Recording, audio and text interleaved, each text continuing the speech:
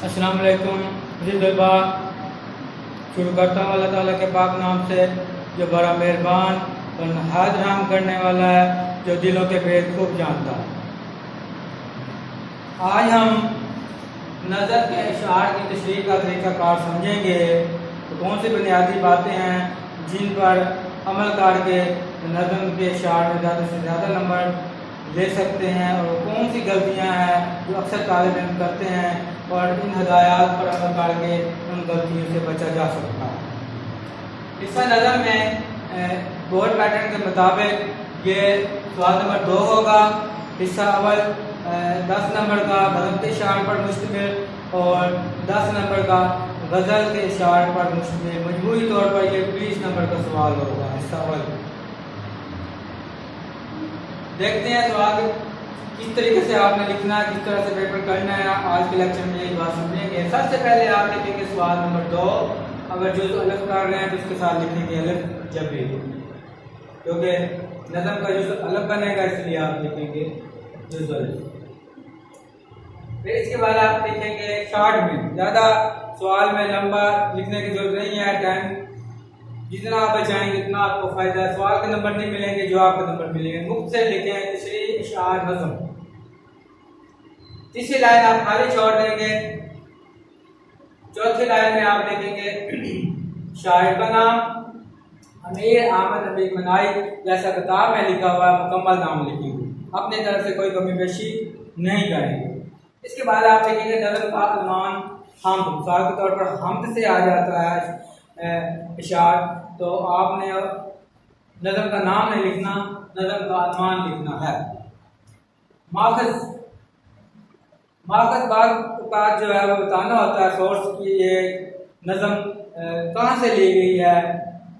तो ये दीवाने अमीर मनाई से ली गई है। बाद किताब में माखज़ दिया होता है, बाद नहीं दिया होता है। तो मैंने ये सर्च किया है, दीवाने अमीर मनाई है। इसका नंबर तो नहीं होता है, लेकिन अच्छे नंबर लेने के लिए ये चीज़ें ज़रूर मामूल साबित होती हैं। जैसा कि हैयत बताना कि नज़म किस शक्ल में है, मुसद्दस है, मुखम्मस है, मुरद्दफ है, गैर मुरर्रा, बहुत कुछ आ जाता है हैयत में। लेकिन आप दो सिंपल चीज़ें याद रख लें कि अगर उसके अंदर रदीफ है तो आप लिखेंगे मुरद्दफ नज़म है। रदीफ जो बार बार अल्फाज इस्तेमाल होते हैं आखिर में, और अगर उसके अंदर काफ़ी भी मौजूद है हम आवाज़ अल्फाज जैसे जहाँ, कहाँ, वहाँ, तो फिर आप बताएंगे कि गैर मुरर्रा भी है। और ऐसे नज़म जिसके मिसरे भी बराबर हो और रदीफ और काफिया की भी पाबंदी हो, वो पाबंद नज़म होती है। ये 2-3 बातें आप दिन में रखकर हैयत भी बता सकते हैं, ताकि जो है मुमकिन पे आपकी काबिलियत ज़ाहिर हो जाए और आपको अच्छे से अच्छे नंबर दे। अगर आपको ये दुरुस्त नहीं आता तो फिर किसी सूरत में लिखने की जरूरत नहीं है। गलत लिखने से गलत असर पैदा होगा, तो इसलिए कि हर सूरत में अगर आपको यकीनी तौर पर मालूम है तो तब लिखें, वरना इसे ना लिखें, क्योंकि नंबर आपको शायर का नाम और गलत का नाम का मिलेगा, माखज़ का और अजब का नहीं मिलेगा। इसके बाद देखें मैंने फिर एक लाइन लगाई है, इसका मतलब है फिर आप एक लाइन छोड़ देंगे।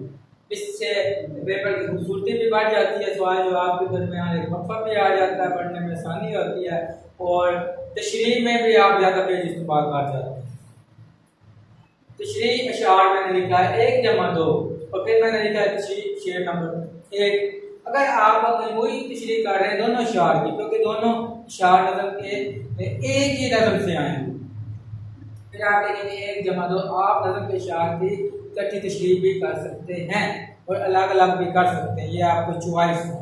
लेकिन मेरा मशवरा तो यही है कि अलग अलग तशरीह करने से ज़्यादा अच्छे नंबर मिलते हैं, तो बेहतर तो यही है अलग तशरीह करें अगर आप ज़्यादा अच्छे नंबर लेना चाहते हैं। लेकिन अगर आपकी मजबूरी है, आपके पास मवाद भी कम है, टाइम भी कम है, तो कोई एक शेर लिखने से दूसरा शेर छूट सकता है, तो फिर बेहतर है कि आप दोनों इशार को मिलाकर तशरीह करें, ताकि शेर नंबर ज़ाया होने से बच जाए और बजाय ज़्यादा नंबर कम होने के बेहतर नंबर मिल जाए, अच्छे नंबर मिल जाए। और अगर आप अलग तशरीह कर रहे हैं फिर आप लिखेंगे तशरीह शेर नंबर 1। देखें ये लिखने के बाद फिर मैंने एक लाइन खाली छोड़ दी। फिर आप लिखेंगे ज़ेरे तशरीह शेर। मिसाल के तौर पर ये शेर आ जाता है, दूसरा कौन है जहाँ तू है, कौन जाने तुझे कहाँ तू है। तो आप चाहें तो पहले 3 लफ्ज़ लिखकर दूसरा कौन है डॉट लगा सकते हैं, आखिर में 2 लफ्ज़ 3 लफ्ज़ लिख सकते हैं। तो डार्ट लगा कर भी आप मुकम्मल कर सकते हैं, लेकिन बेहतर तो ये पूरा शेयर लिखिए। लेकिन अगर टाइम कम है तो फिर आप डार्ट लगा दें, तब भी कोई हर्ज नहीं है।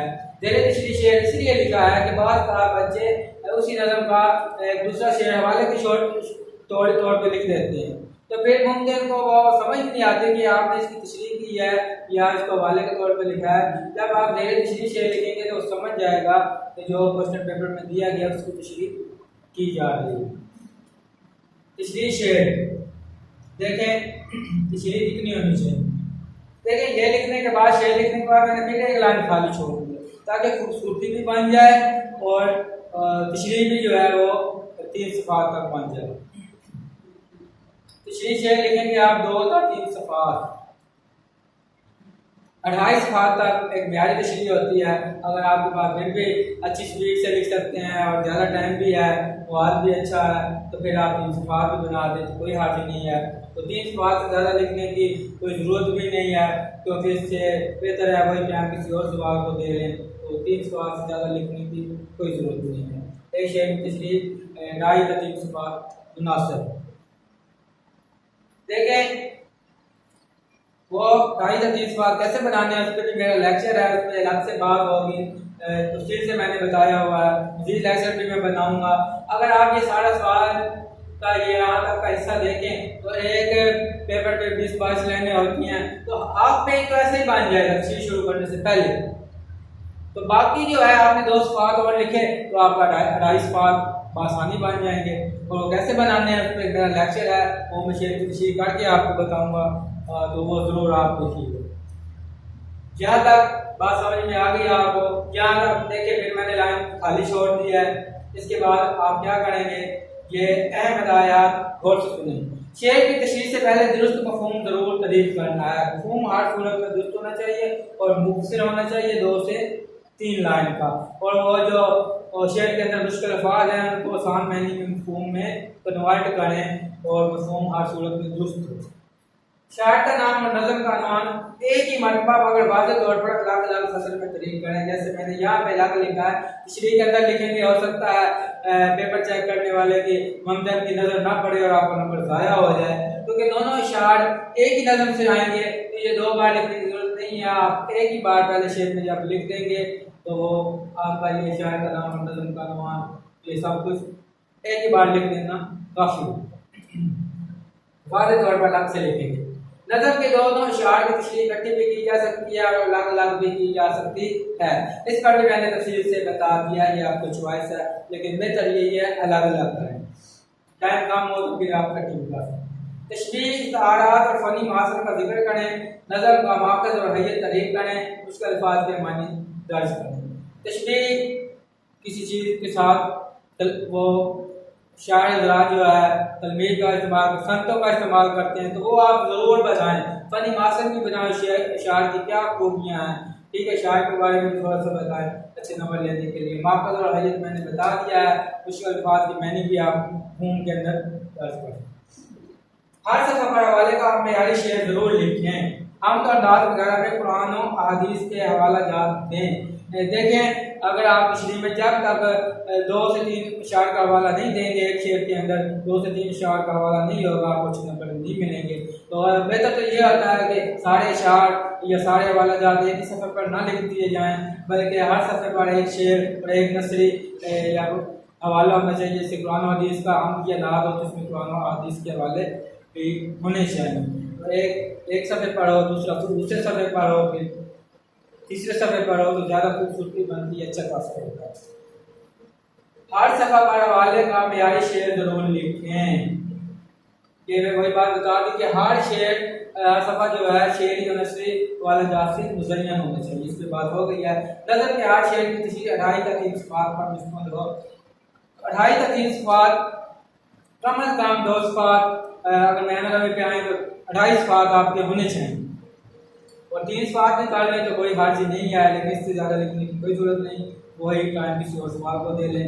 मजबूरी तो 5 या 6 सफ़ात होनी चाहिए। दोनों शायर की जो तशरीह है वो 5 या 6 सफ़ात। एक शेर की तशरीह अगर 2.5 सफ़ात पर करें तो 2 की 5 तक हो जाएगी, अगर 3-3 सफ़ात पर करते तो 6 सफ़ात बन जाएंगे। तो ये बातें मद्देनजर रख कर आप तशरीह में अच्छे से अच्छे नंबर हासिल कर सकते हैं। इसके बाद इंशाल्लाह हम गज़ल की तशरीह पे से मुतल्लिक़ भी लेक्चर बनाएंगे और इसकी तशरीह कैसे की जाती है 2 से 3 बात तक, उस पर भी मेरा एक लेक्चर है, जी लेक्चर भी मैं बना दूँगा। तो दुआ में याद रखिएगा। उम्मीद है आपको ये वीडियो पसंद आई होगी। दुआ में याद रखिएगा।